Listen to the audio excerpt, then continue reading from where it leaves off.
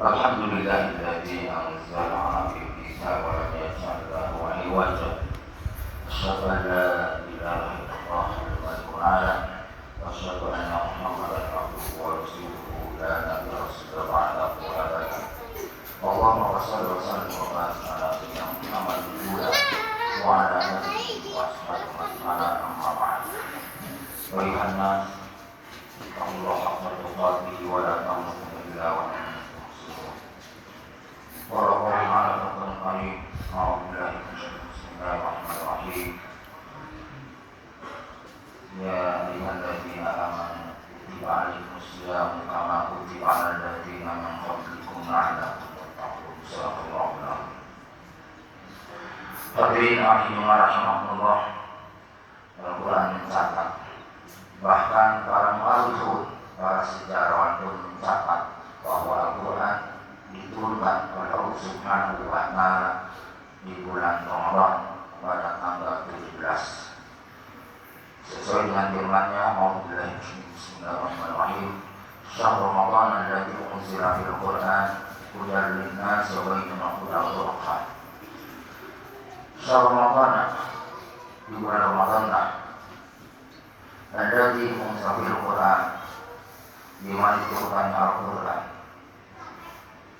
Ternyata para sahabat mencatat tanggal 17 Ramadan turunkannya Al-Quran dari Lauh Mahfuz ke Baitul Izzah. Pertama adalah fungsi Al-Quran hudan linnas, petunjuk bagi manusia. Bukan hanya seorang orang yang takwa, bukan hanya seorang yang mukmin muslim, tapi hudan linnas, sepanjang manusia memakai petunjuk dari Allah Subhanahu wa Ta'ala, pasti dia akan selamat dunia sampai akhirat. Wabayyinatin minal huda wal furqan, bukan hanya sekedar petunjuk buat kita sebagai manusia, lebih-lebih kita sebagai mukmin muslim, tapi juga merupakan penjelasan dari berbagai hal yang Allah telah jelaskan.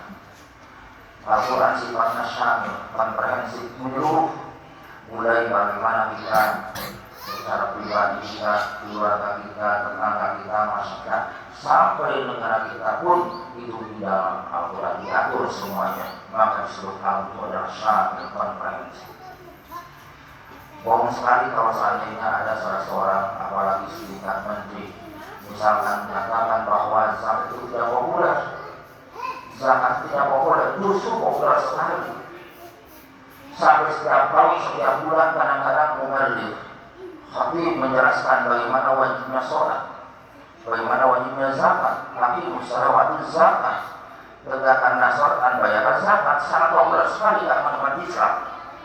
Bahkan kurang lebih 87 ayat di dalam Al-Quran membicarakan tentang wajibnya zakat. Hadirin jamaah rahimakumullah, yang disebut nuzul adalah turun. Al-Quran adalah bacaan, artinya adalah nuzul Quran, turunnya dari Allah Subhanahu wa Ta'ala kepada junjungan kita Nabi Muhammad sallallahu alaihi wasallam ketika Nabi yaitu ada di Gua Hira yang disebut Jabal Nur, yaitu salah satu di antara pertama ayat yang turun adalah surah Al-Alaq. Al-Alaq hanya sebuah darah. Di dalam Al-Quran Allah menjelaskan Bismillahirrahmanirrahim. Iqra bismi rabbikal ladzi khalaq. Iqra, bacalah. Al-Quran sudah memerintahkan kepada kita, sebagaimana Allah sudah memerintahkan kepada Muhammad sallallahu alaihi wasallam surat Al-Hijrah belakang, memerintahkan kita semua umat Islam harus rajin membaca. Apakah membaca kitab suci Al-Quran yang tertulis ataupun kitab yang tidak tertulis. Contoh seperti sekarang misalkan, kenapa Iran, negara Islam, terus-terusan digempur oleh Amerika, oleh Israel? Ini adalah perlu kita membaca. Dulu ada yang disebut Romawi, kemudian ada juga yaitu yang disebut Persia. Itu terjadi lagi sekarang. Maka kita harus kita baca. Ternyata orang-orang kafir, orang-orang Yahudi, orang-orang Nasrani tidak akan senang kepada umat Islam itu, sepanjang umat Islam tidak mengikuti aturan-aturan mereka. Maka tegas Allah Subhanahu wa Ta'ala, tidak akan rela senang kepada Muhammad al-Yahudu, orang-orang Yahudi seperti si rewel Israel, wal Nasara Sifra, yaitu yang ada di mana dia ada, tidak akan senang berawat Islam. Para yang nanti dari Timur Tengah itu senang-senang, tenang-tenang saja. Ketika kami kemarin di bulan Ramadan yang lalu melaksanakan umroh, ternyata umat Islam membludak seperti halnya melaksanakan ibadah haji. Karena mereka datang di bulan Ramadan bukan apa-apa. Karena mereka di bulan haji itu lebih sesak lagi, lebih sulit lagi. Mereka datanglah di bulan Ramadan karena ada salah satu hadis ketika seorang umroh di bulan Ramadan tidak ada bedanya seperti ibadah haji dengan itu kata Nabi. Maka mereka pada datang melaksanakan umroh. Sekarang dengan tenangnya mereka jamaah umroh, kemudian nanti jamaah haji akan tenang. Tapi ketika diganggu oleh Israel umroh, mudah-mudahan Allah melanatnya, kemudian juga Sitra melanatnya Allah Subhanahu wa Ta'ala, maka betul bahwa Al-Quran mengatakan tadi tidak senang orang-orang Yahudi dan orang-orang Nasrani hatta tattabna millatahum, ketika kita tidak mengikuti mereka. Kalau kita mengikuti mereka, ekonomi mengikuti mereka, kemudian kebudayaan mengikuti mereka, senang mereka kepada kita. Tapi kalau kita menantang, kita melawan, kita jauh daripada aturan mereka, mereka jelas minimal mereka bongkar. Alhamdulillah. Sekarang Iran bukanlah negara-negara yang besar-besar saja, tapi ternyata kekuatan insya Allah mereka akan kalah dengan Iran itu. Amin ya Allah ya Rabbal. Karena cerdasnya, pintarnya itu negara Iran dibandingkan mungkin dengan negara kita. Mereka bikin seru, wajah, mereka bikin silah, senjata dan sebagainya. Itu adalah kecerdasan, kepintaran dari negara Islam Iran. Hadirin yang rahimahullah, ternyata terjadilah di zaman Rasul yang namanya perang seperti ini. Kapan? Yaitu di bulan Ramadan, pernah Nabi yang disebut perang Badar. Perang Badar terjadi di bulan Ramadan, yaitu ketika itu Nabi Muhammad SAW beserta para sahabatnya cuma 313 personil. Tapi mereka orang-orang kafir Quraisy sampai yaitu 950. Tapi ternyata dengan kehendak Allah Subhanahu wa Ta'ala dan izinnya mereka itu kalah, yaitu dengan Nabi dengan para sahabatnya. Maka perang Badar itu merupakan salah satu perang yang cukup gemilang. Hamim jiratin khalani khalidatin khalabat jiratan kasiratan bismillah. Dengan seizin Allah bisa jadi kelompok yang kecil bisa mengalahkan kelompok yang besar. Negara kecil bisa mengalahkan negara yang besar. Mudah-mudahan Allah Subhanahu wa Ta'ala memberikan kekuatan kepada seluruh umat Islam, khususnya yaitu orang-orang Iran yang sedang menghadapi musuh-musuh kita, yaitu Israel yang Yahudi Zionis, kemudian juga Trump yaitu yang namanya Kristen. Hadirin yang rahimahullah, perlu kita ketahui bahwa ternyata di dalam umat Islam kita itu sedang keadaan mundur, sedangkan mereka itu keadaannya maju. Bukan hanya sekedar kita membaca yaitu kitab suci Al-Quran saja, tapi bagaimana kita pun membaca situasi dan kondisi. Maka ada salah satu buku yang bernama Dimana Ta'akharul Muslimuna Qaddama Ghairuhum. Kenapa umat Islam itu mundur sementara di luar umat Islam mereka itu pada maju? Jawabannya adalah cukup simpel, yaitu satu, al-qulu an-kitabillah. Umat Islam jauh dari kitab Allah yaitu Al-Quran. Kalau kita bicara tentang Al-Quran adalah hudalinas, petunjuk buat kita. Bagaimana kita akan sampai kepada tujuan. Misalkan di kota Indonesia saja, kalau tidak ada petunjuk, tidak ada petunjuk lagi kita akan sampai ke akhirat.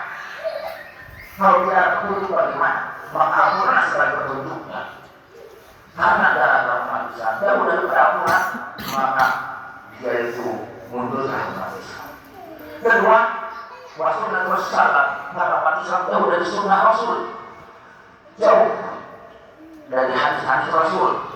Nah, saya setuju mana, nah secara hukum, secara ekonomi, secara syariat dan sebagainya, jauh dari kitab Allah dan sunnah Rasul.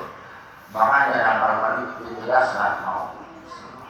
Ya ayyuhalladzina amanu atii'u Rasulahu, wahai orang-orang yang beriman, atii'u wa taati Allah, Al-Quran, wa Rasul yaitu hadis as-sunnah. Kemudian ada para ulama, di sana ulama para istihad dan sebagainya untuk menjelaskan tentang aturan dan hadis. Wala tawadu'an wa antum tasma'un. Jangan kalian berpaling dari Allah dan Rasulnya sedangkan kalian membaca.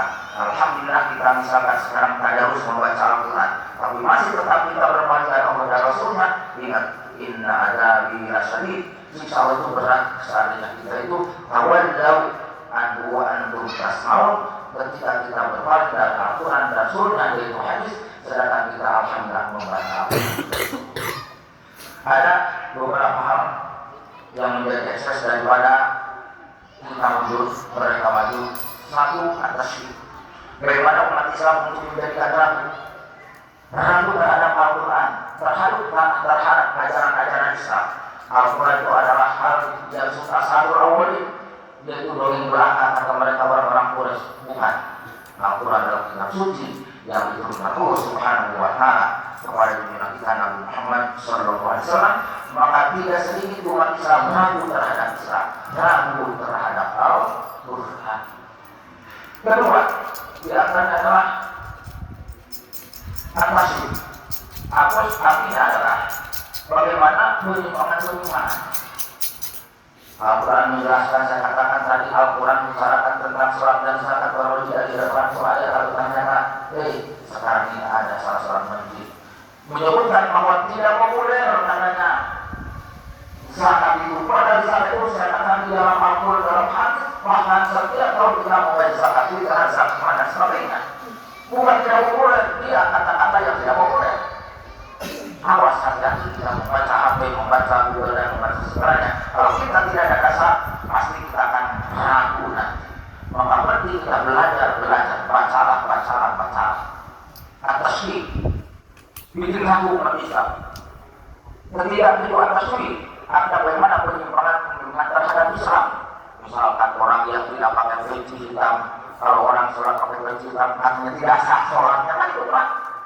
Untuk meragukan kita seluruh Islam, dia harus bagaimana orang Islam mengatakan dia pasti tutup kepahalatannya. Ini mungkin kalau orang tidak punya ilmu, buat apa bercerita? Karena tidak sah sholatnya, istighfar itu bisa disebut murtad kalau seperti itu. Halal di hadapan Allah Subhanahu wa Ta'ala. Ketiga adalah at-tadwin, pelarutan. Pelarutan bagaimana? Larut. Artinya adalah kita sudah tidak tahu mana aturan-aturan Islam, mana aturan-aturan kafir, sehingga kita itu sama-sama dengan mereka. Itu tidak boleh. Karena apa? Karena jauh dari kitab Allah dan sunnah Rasulnya. Terakhir adalah at-tadwin. At-tadwin hanya kebarat-baratan, personalisasi. Bagaimana sekarang umat Islam ala-ala di dalam makannya, minum dan segala karanya. Padahal kita sudah punya konsep, punya aturan itu ajaran Islam yang dicontohkan di Nabi Muhammad Sallallahu Alaihi Wasallam. Maka dalam khutbah ini saya sampaikan bahwa Al-Quran itu satu harus jadi undang-undang hidup kita sesuai dengan Al-Quran dari ayat pertama sampai terakhir itu sudah ada di dalam Al-Quran. Tidak boleh kita mengambil Al-Quran sebagian kemudian meninggalkan sebagiannya lagi, itu tidak boleh. Itu seperti orang-orang Yahudi dan orang-orang Nasrani. Mereka iman kepada Taurat Injilnya sebagian, tapi mereka itu kafir sebagian yang lainnya. Tapi kita udhulu fisilmi nafsah, masukkan mereka secara totalitas, secara menyeluruh. Mudah-mudahan Allah Subhanahu wa Ta'ala memberikan kita seperti kita. Amin ya Allah. Amin. Barakallahu fiikum. Wa taqabbal minna wa taqabbal wa sallallahu.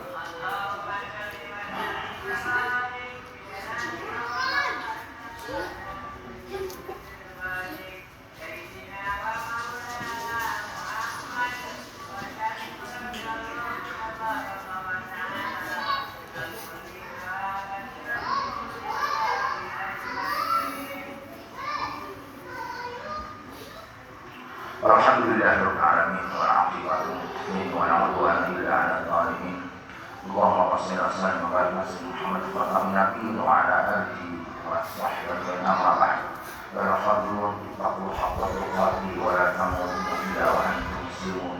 Inna Allaha wa malaikatahu yusholluna 'alan nabi ya ayyuhalladzina amanu shallu 'alaihi wa sallimu taslima.